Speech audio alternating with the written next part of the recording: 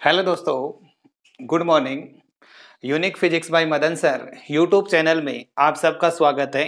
दोस्तों, अपने स्थिर विद्युत की चैप्टर पढ़ रहे थे, उसमें अपने गाउस के नियम के अनुप्रयोग पढ़ रहे थे, जिसमें आज अपने 6 नंबर अनुप्रयोग पढ़ेंगे गाउस के नियम का, जो अपने पास है अनंत अनंत लंबाई का अपने पास एक चालक तार है या एक रेखीय आवेश है, जिसके कारण अपने किसी बिंदु P पर विद्युत क्षेत्र की तीव्रता का सूत्र स्थापित करेंगे।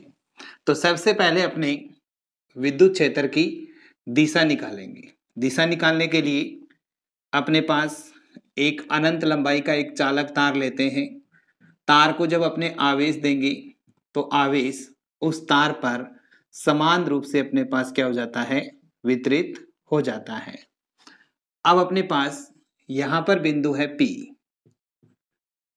तो P से इसके ऊपर लंब डालते हैं, जो अपने पास कितना है PO, और इसकी डिस्टेंस अपने पास कितनी है, स्मॉल r है। तो r बिंदु P पर विद्युत क्षेत्र की तीव्रता की दिशा ज्ञात करने के लिए अपने बिंदु O से ऊपर नीचे दो अल्पांश लेते हैं, dl, और एक आ जाएगा अपने पास ये भी dl। इन अल्पांशों के कारण इस पे चार्ज अपने पास कितना है, dq, इस पे भी चार्ज कितना है, dq। इस अल्पांश के कारण बिंदु P पर विद्युत क्षेत्र की दिशा की बात करेंगे, और इधर इस अल्पांश के कारण P पर विद्युत क्षेत्र की दिशा की बात करेंगे। तो यहाँ पे चार्ज अपने पास प्लस है, प्लस के कारण विद्युत क्षेत्र की दिशा अपने पास मिलती है दोस्तों बाहर की तरफ। यहाँ पे भी चार्ज प्लस है, तो प्लस के कारण विद्युत क्षेत्र की दिशा मिलती है अपने पास बाहर की तरफ, जिसे अपनों ने DE से प्रदर्शित किया हुआ है।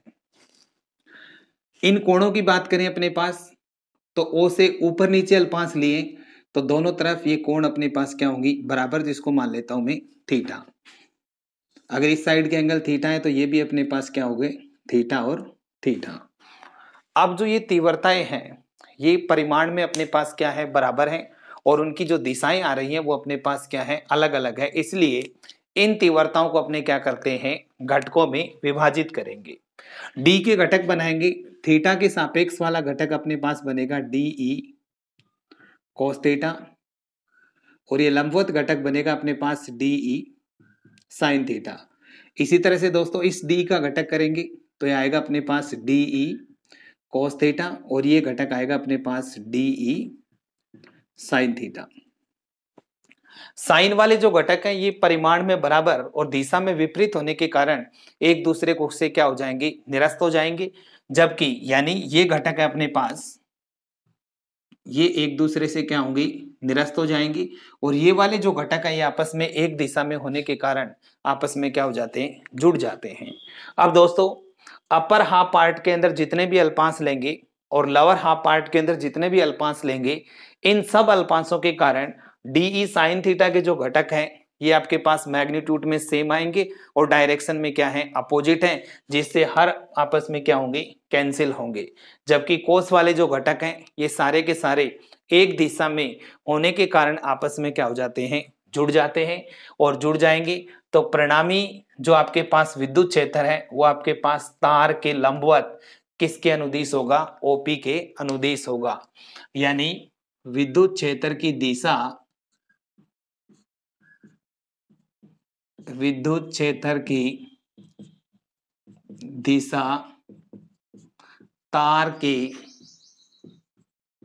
लंबवत OP के अनुदिश होगी। फिर अपने यहां पर विद्युत क्षेत्र का मान ज्ञात करेंगे। विद्युत क्षेत्र की तीव्रता का परिमाण ज्ञात करना। तो दोबारा रिपीट कर देता हूं, एक अनंत लंबाई का अपने पास तार है, इसका रेखीय आवेश घनत्व दोस्तों अपने पास कितना है, लैम्डा है। तार के लंबवत बिंदु P पर, यहाँ पे तार के अभिलंबवत बिंदु एक P दे रखा है, जिस पर अपने को विद्युत क्षेत्र की तीव्रता का सूत्र स्थापित करना है। तो पहले दिशा निकालने के लिए O से ऊपर नीचे दो अपने स्मॉल लंबाई के दो अल्पांश लेते हैं। इन अल्पांशों के कारण बिंदु P पर तीव्रता की जो दिशाएं आ रही है वो अपने पास क्या है, अलग अलग हैं, और उनके परिमाण क्या आ रहे हैं, बराबर आ रहे हैं। दिशा अलग अलग होने के कारण इन तीव्रताओं को अपने घटकों में विभाजित करते हैं, जिसके दो घटक प्राप्त हुए अपने पास, कोस और साइन, जिसमें साइन वाले जो घटक हैं दोस्तों ये परिमाण में बराबर और दिशा में विपरीत होने के कारण एक दूसरे से निरस्त हो जाते हैं, और कोस वाले घटक हैं वो आपस में क्या हो जाते हैं, जुड़ जाते हैं। तो कहने का मतलब अपर हाफ पार्ट के और लोअर हाफ पार्ट के जितने भी ये घटक आएंगे साइन वाले, ये एक दूसरे से क्या होंगे, निरस्त, और कोस वाले आपस में क्या हो जाते हैं, जुड़ जाते हैं, और परिणामी विद्युत क्षेत्र अपने पास ओपी के अनुदिश होता है। अब अपने इसमें तीव्रता का मान ज्ञात करने के लिए ये अपने पास अनंत लंबाई का रेखीय आवेश है, इसको अपनों ने चार्ज दे रखा है, तो चार्ज तार के ऊपर समान रूप से वितरित है। अपने पास आर डिस्टेंस पे एक पी पॉइंट है जिस पर विद्युत क्षेत्र का परिमाण ज्ञात करेंगे। तो ज्ञात करने के लिए अपने पास एक गॉसियन पृष्ठ की क्या करते हैं, कल्पना करते हैं, और गॉसियन पृष्ठ अपने पास इस तरह से लेंगे, सिलेंड्रिकल। तो एक सिलेंड्रिकल गॉसियन सरफेस को अपने अज्यूम कर रहे हैं।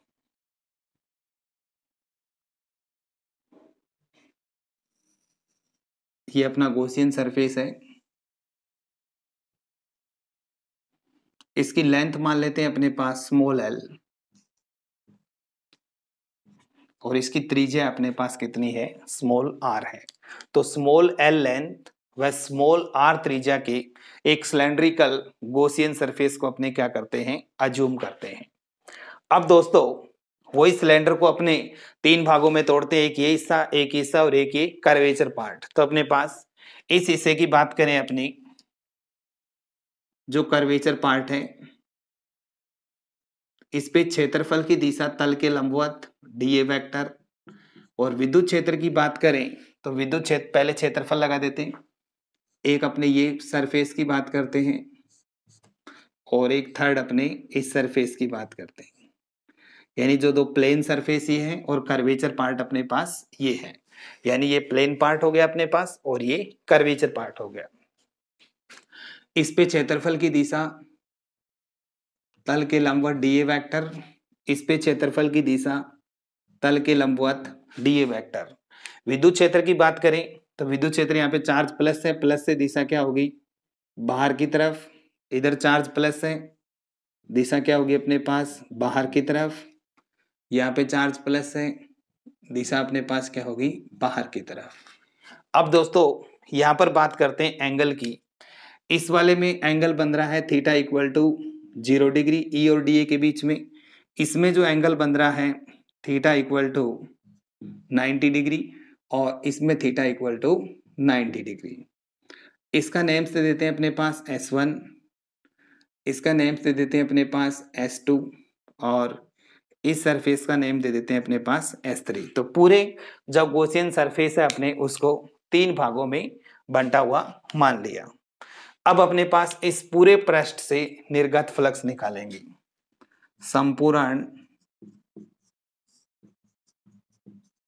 संपूर्ण पृष्ठ से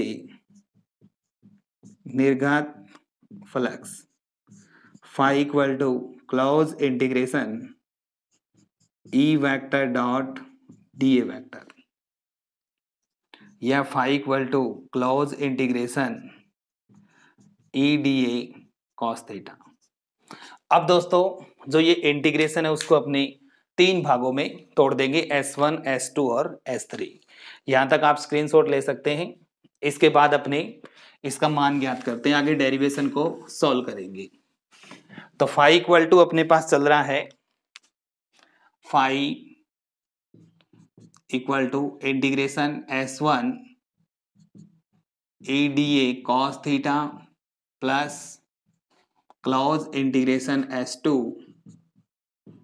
E D A cos theta plus close integration S3 E D A cos theta. अब दोस्तों यहां पर अपने बात करते हैं एंगल की। फर्स्ट सरफेस है अपना ये इसके लिए एंगल अपने पास बन रहा है यहाँ पे 0 डिग्री। सेकंड सरफेस है, इसके लिए एंगल अपने पास 90 डिग्री, और थर्ड सरफेस है, इसके लिए एंगल अपने पास बन रहा है 90 डिग्री। तीन अपने पास पार्ट माने हैं जिनके लिए एंगल अपनों ने ई और डी ए के बीच का निकाल दिया है।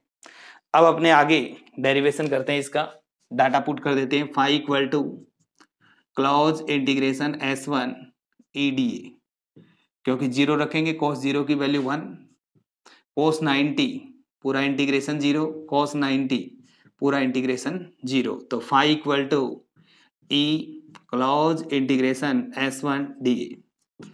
अब दोस्तों ये अपने पास क्या है, सिलेंडर, और सिलेंडर का एरिया अपने पास क्या होता है 2πRH, परंतु अपने यहाँ पे उसकी लंबाई कितनी ले रखी है L, तो DA जब इंटीग्रेशन हटेगा तो अपने पास आ जाएगा E phi equal to E 2πRL, समीकरण नंबर 1।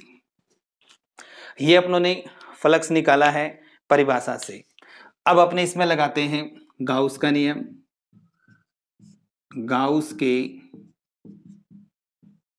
नियम से गाउस का नियम लगाएंगे तो phi equal to summation Q upon epsilon not, समीकरण नंबर 2। समीकरण 1 व 2 से 1 व 2 से निकालेंगे दोनों, ये भी फाई के इक्वल है अपने पास और ये भी फाई के इक्वल है, दोनों को इक्वल कर देते हैं। E 2πRL equal to summation Q upon epsilon nought. तो दोस्तों यहां से ई निकालेंगे तो ई आएगा summation Q upon 2π epsilon nought RL, ये आ जाएगी अपने पास समीकरण नंबर 3। अब अपने यहां से समीशन क्यू का मान ज्ञात करेंगे। समीशन क्यू का मान ज्ञात करना। समीशन क्यू का मान ज्ञात करने के लिए देखिए इसमें अपने पास रेखीय आवेश घनत्व इसका कितना है, लैम्डा है, यानी एकांक लंबाई पर आवेश कितना है अपने पास, लैम्डा है। तो अपने पास लंबाई कितनी है L, तो L लंबाई पर आवेश निकल जाएगा।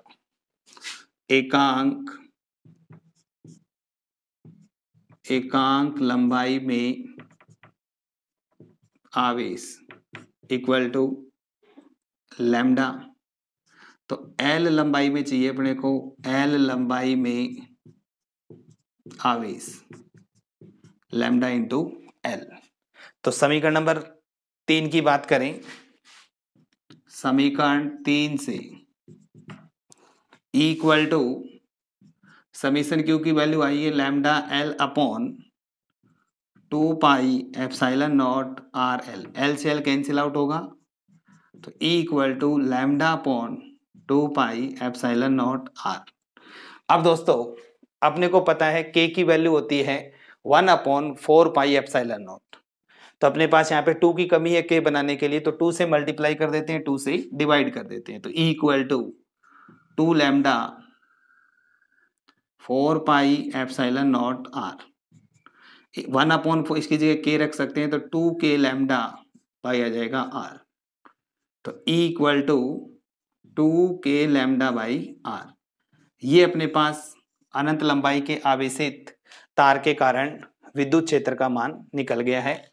अब अपने इसमें सैद्धांतिक रूप लिखें इसका, तो E vector equal to 2K lambda by R n cap. क्यों? क्योंकि विद्युत क्षेत्र की दिशा अपने पास इस तार के क्या है, अभिलंबवत है। अब दोस्तों जब अपने E और R में ग्राफ की बात करते हैं, दूरी बढ़ने से विद्युत क्षेत्र की तीव्रता का मान यहाँ पे क्या हो रहा है, कम हो रहा है। तो जब अपने E और R में ग्राफ की बात करें तो ये आपस में क्या है, व्युत्क्रमानुपाती। तो दूरी बढ़ने से आपके पास विद्युत क्षेत्र की तीव्रता का मान क्या होता है, कम होता है। तो दोस्तों आज अपने गाउस के नियम की एप्लीकेशन कंप्लीट हो चुकी है।